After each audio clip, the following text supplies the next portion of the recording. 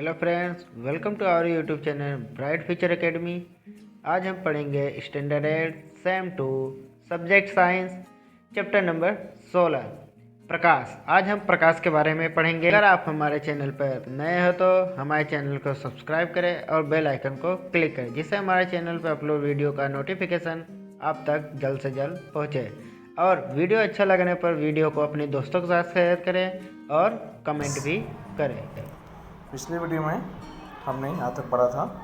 आज हम आगे देखेंगे हमारे नेत्रों की संरचना क्या है। तो हम वस्तुओं को केवल तभी देख पाते हैं जब उनसे आने वाला प्रकाश हमारे नेत्रों में प्रवेश करता है। हम वस्तुओं को तभी देख पाते हैं जब प्रकाश उस वस्तु पर आपतित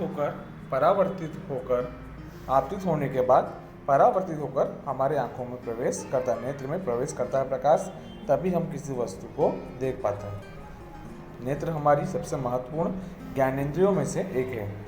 नेत्र हमारी सबसे महत्वपूर्ण ज्ञानेंद्रियों में से एक है। इसलिए इसकी संरचना तथा कार्यविधि को समझना हमारे लिए विशेष महत्व रखता है। हमारे नेत्र की आकृति लगभग गोलाकार है। नेत्र का बाहरी आवरण सफ़ेद होता है। यह कठोर होता है ताकि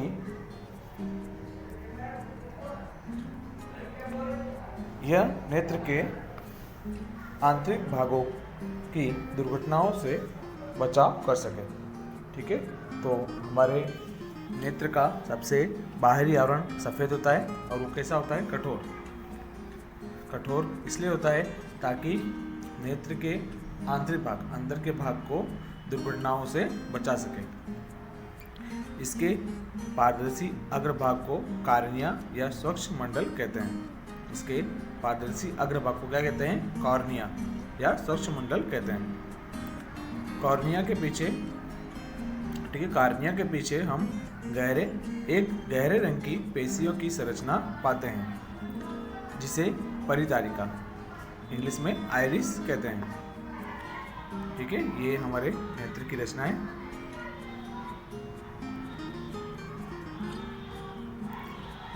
कॉर्निया के पीछे, ठीक है, परितारिका। आइरिस में एक छोटा सा द्वार होता है। आइरिस में क्या होता है? एक छोटा सा द्वार होता है। ठीक है, आइरिस को हिंदी में क्या बोलते हैं? परितारिका, जिसे पुतली कहते हैं। जिसे क्या कहते हैं? पुतली कहते हैं। पुतली के साइज को परितारिका से नियंत्रित किया जाता है। ठीक है, आँख छोटी बड़ी करते हैं ना, तो वो किसी से नियंत्रित होता है? परितारिका से। परितारिका नेत्र का वह भाग है जो इसे इसका विशिष्ट रंग प्रदान करती है। ठीक है, परितारिका नेत्र का वह भाग है जिसके कारण हमारी आंखों के रंग विभिन्न प्रकार के होते हैं। ठीक है, किसी की आंख काली होती है, किसी की भूरी, किसी की नीली होती है। तो किसके कारण होता है? परितारिका के कारण हमारा नेत्र का रंग होता है। नेत्र का रंग क्या होता है? अलग अलग। जब हम कहते हैं कि किसी व्यक्ति के नेत्र हरे हैं, तो वास्तव में हम परितारिका के रंग की बात कर रहे होते हैं। ठीक है, जब हम कहते हैं किसी व्यक्ति के नेत्र का रंग हरा है, तो वो किसका रंग होता है? परितारिका का रंग होता है। परितारिका नेत्र में प्रवेश करने वाले प्रकाश के मात्रा को नियंत्रित करती है। परितारिका क्या करती है? आइरिस प्रकाश को मात्रा को नियंत्रित करती है। आइए देखें यह कैसे होता है। तो देख रहे हो, मानो नेत्र की संरचना।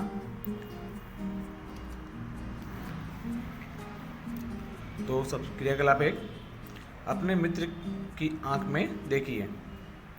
पुतली के साइज का अवलोकन कीजिए। एक टॉर्च से उसकी आंख पर प्रकाश डालिए। अब पुतली का अवलोकन कीजिए। टॉर्च को बंद कीजिए तथा उसकी पुतली का एक बार पुनः अवलोकन करें।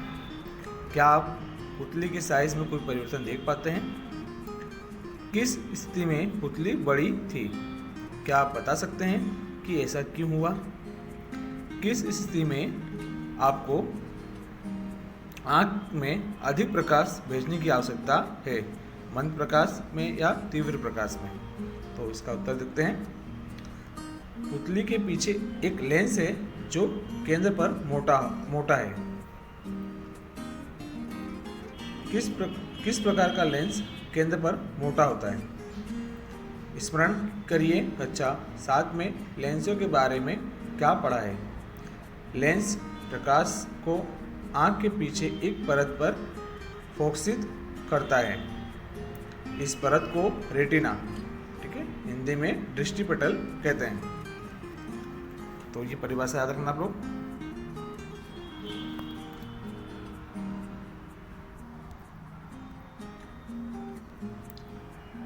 दृष्टिपटल की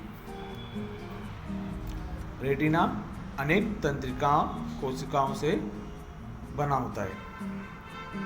तंत्रिका कोशिकाओं द्वारा अनुभव की गई संवेदनाओं को दृक् तंत्रिकाओं द्वारा मस्तिष्क तक पहुंचा दिया जाता है। तंत्रिका कोशिकाएं दो प्रकार की होती हैं, पहला शंकु, दूसरा शलाकाएं। शंकु क्या करती है? जो तीव्र प्रकाश के लिए सुग्राही होते हैं, तथा शलाकाएं मंद प्रकाश के लिए सुग्राही होती हैं। इसके अतिरिक्त शंकु रंगों की सूचनाएं भी भेजते हैं। दृक् तंत्रिकाएं तथा रेटिना की संधि पर कोई तंत्रिका कोशिका नहीं होती।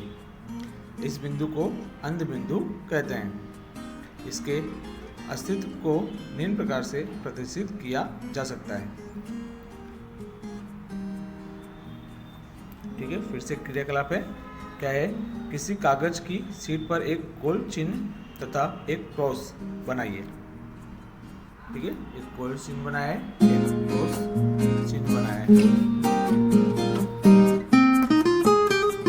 गोल चिन्ह क्रॉस के दाईं ओर होना चाहिए। ठीक है, दाईं ओर एक क्रॉस के दाईं ओर होता है और ये बाईं ओर। दोनों चिन्हों के बीच 6 से 8 सेंटीमीटर की दूरी होनी चाहिए। ये दूरी कितनी होनी चाहिए? 6 से 8 सेंटीमीटर। कागज की एक शीट को नेत्र से भुजा की दूरी पर पकड़ें। ठीक है, क्या करना है? कागज को हाथ में लेना है और इसे हाथ फैलाकर यूं पकड़ना है। अपने बाएं नेत्र को बंद कीजिए। क्रॉस को कुछ देर तक लगातार देखिए। ठीक है, तो अपने बाएं नेत्र को बंद करके क्रॉस को लगातार देखना है। अपने नेत्र को क्रॉस पर स्थिर रखते हुए शीट को धीरे धीरे अपनी ओर लाइए। आप क्या देखते हैं? क्या गोल चिन्ह शीट के किसी दूरी तक आने पर अदृश्य हो जाता है? अब अपना दायां नेत्र बंद कीजिए। अब गोल चिन्ह पर देखते हुए उपरोक्त क्रियाकलाप को दोहराइए। क्या इस बार क्रॉस अदृश्य हो जाता है? क्रॉस अथवा गोल चिन्ह का अदृश्य होना यह दर्शाता है कि रेटिना पर कोई ऐसा बिंदु है जो प्रकाश गिरने पर इसकी सूचना मस्तिष्क तक नहीं पहुंचाता। रेटिना पर बने प्रतिबिंब का प्रभाव वस्तु को हटा देने पर तुरंत ही समाप्त नहीं होता। यह लगभग 1/16 सेकंड तक बना रहता है। इसलिए यदि नेत्र पर प्रति सेकंड 16 या इससे अधिक दर पर किसी गतिशील वस्तु के स्थिर प्रतिबिंब बने तो नेत्र को वह वस्तु चलचित्र की भांति चलती फिरती अनुभव होगी। तो आज की वीडियो में बस इतना ही।